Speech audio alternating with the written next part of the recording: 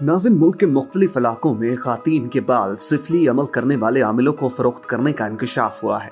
पिछले दिनों ये बात मालूम हुई कि कुछ इलाकों में ऐसे गिरोह मुतहर्रिक हैं जो ख़वातीन के सर के बाल इंतहाई महंगे दामों खरीद रहे हैं, जबकि कई दीगर लोगों ने इन गैंग से वाबस्ता अफराद को कचरे के ढेरों से ऐसे बाल इकट्ठे करते हुए भी देखा है जो ख़वातीन कूड़े की नजर कर देती हैं। ये लोग इस जवाज के बुनियाद पर सल के बाल खरीद रहे हैं। ये अज़ा की पाबंदकारी में इस्तेमाल होते हैं, लेकिन चंद रोज कबल मुल्क के एक मकबूल अखबार ने इस बारे में जो होशरुबा इंकशाफ किया है, उसके मुताबिक सर में कंघी करते हुए ख़वातीन के जो बाल टूट जाते हैं, इनको काला जादू करने वाले आमिल अपने कारिंदों के जरिए खरीदते हैं, क्योंकि बेऔलादी, घरेलू नाचाकी, मोहब्बत में नाकामी, कारोबारी खसारे के तोड़ और दूसरों को नुकसान पहुंचाने की गर्ज से ख़वातीन के बालों पर काला जादू किया जाता है। इस तरह ब्यूटी पार्लर्स और कबाड़ियों के जरिए बालों को खरीद और फरोख्त के एक मुनाफा बख्श कारोबार में तब्दील कर दिया गया है। जादू वाकयात को एक गैर फितरी तौर पर ज़हूर पजीर लाने का एक फन है, जबकि काला जादू एक ऐसा सिफली अमल है जो अरवाहे खबीसा या शैतान की इस्तानत और नाजायज तरीके से किसी को नुकसान पहुंचाने के लिए इस्तेमाल किया जाए। सहर पर हक है और इसके अजीबो गरीब असरात सहरज़दा शख्स में ज़ाहिर होते हैं। काले जादू से मुतासरा शख्स शदीद तोहमात में घिर जाता है।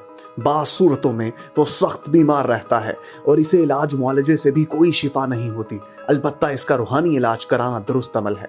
आमिलों को काले इल्म के लिए बाज़ अशिया आसानी से दस्तयाब हो जाती हैं, जैसे काले बकरे का सर, अंडे, बकरे की कलेजी वगैरह, लेकिन इंसानी हड्डियां, ख़वातीन के ऐसे बाल जो सर में कंघी करने के दौरान टूटे हों और मुर्दों के कफन का टुकड़ा हासिल करने के लिए आमिलों को काफ़ी तगोदो करनी पड़ती है।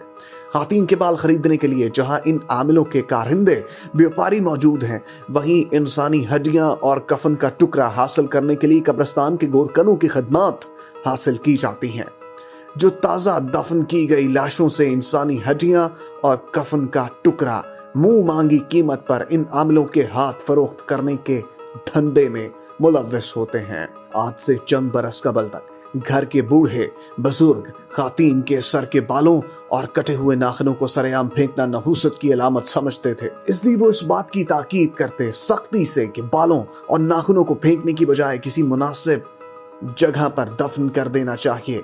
माजी में बुजुर्गों की बातें काफ़ी असर रखती थीं, यहाँ तक कि कसाई भी बड़ी हड्डी से गोश्त साफ करके इसे फेंकने से पहले मार कर तोड़ देते थे। जब इनसे पूछा जाता था कि आप हड्डी से गोश्त साफ करके इसे तोड़कर क्यों फेंक देते हैं, तो जवाब मिलता कि बाप दादा की रवायत है कि साबित हड्डी सिफली अमल यानी काला जादू करने वालों के काम आती है। लेकिन मौजूदा दौर में इन बातों पर बिल्कुल भी अमल नहीं किया जाता, ना ही इन पर ध्यान दिया जाता है। यही वजह है कि ख़वातीन की लापरवाही की वजह से उनके सर के बाल कूड़ा करकट के ढेरों पर पहुंच कर ऐसे इंसानियत दुश्मन लोगों के हाथ लग जाते हैं जो शैतान के चेले कहलाते हैं। कितना अफसोसनाक अमर है एक औरत की लाशऊरी के बाइस जब ये बाल सिफली अमल करने वाले लोगों के हाथ लगते हैं, तो वो इन बालों के जरिए जादू करके कितने मासूम इंसानों को अज़ियत में मुब्तला करते होंगे, और यकीनन इसका असर उन ख़वातीन पर भी पड़ता होगा जिनके बाल इस शैतानी काम में इस्तेमाल होते हैं। नाज़रीन, दीन इस्लाम में जादू को हराम करार दिया गया है और इसे सीखने और सिखाने वाला दोनों दोज़खी हैं, क्योंकि ये बंदे को अल्लाह और इसके रसूल सल्लल्लाहु अलैहि वसल्लम के अहकाम से दूर करता है। जादू की बुनियाद चूँकि गंदगी होती है, इसलिए इसे सीखने के लिए सबसे पहले अपना ईमान फरोख्त करना पड़ता है। जब हर वो काम करना पड़ता है जो बंदे को गुनाह की तारीकियों में गुम कर देता है। इसमें कोई शुबा नहीं कि जादू बड़ी हकीकत है, लेकिन ये इंसान का दुश्मन होता है। इसकी काट बड़ी खतरनाक होती है। अलबत्ता कुरानी तालीमात के जरिए इसके असर को ज़ायल किया जा सकता है। जादू की हकीकत कुरान में मूसा अलैहिस्सलाम और फिरौन के वाक़या में भी मौजूद है, जबकि नबी आखिरुज़्ज़मां सल्लल्लाहु अलैहि वसल्लम पर भी जादू हुआ और इसका असर भी जाहिर हुआ था। बुखारी की रवायत के एतबार से रसूल अकरम सल्लल्लाहु अलैहि वसल्लम जादू की आला किस्म का शिकार हुए।